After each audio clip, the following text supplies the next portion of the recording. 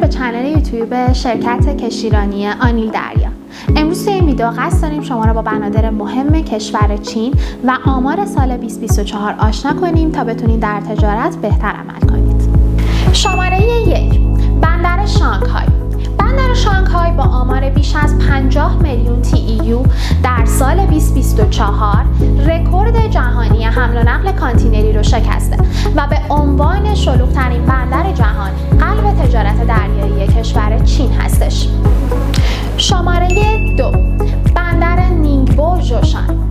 بندر نینگبو ژوشان با آمار 3.35 میلیون TEU به صورت ماهانه و دسترسی به آبهای عمیق دومین قلب تجارت دریایی کشور چین هستش. شماره 3 بندر شنژن. بندر شنژن با آمار 30 میلیون TEU نزدیکی خاصی به صنایع الکترونیکی و فناوری جنوب چین داره و یکی از بنادر مهم در صادرات کالا هستش. شماره 4 بندر گوانجو.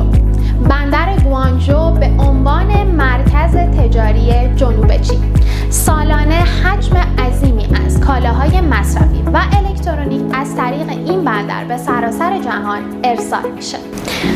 در سال 2024 بنادر چین 190 میلیون TEU جابجا کرد که این نشون دهنده رشد 8.3% نسبت به سال قبل است و این رشد ثابت بنادر چین رو به بازیگر اصلی در تأمین زنجیره جهانی تبدیل کرده. در شرکت آنیل دریا به شما تجربه‌ای بدون دغدغه و مطمئن ارائه میدیم. از لوجستیک پیشرفته گرفته تا پیگیری دقیق تیم ما در کنار شماست تا بارهاتون در سریع‌ترین زمان ممکن و با امنیت کامل به مقصد برسه.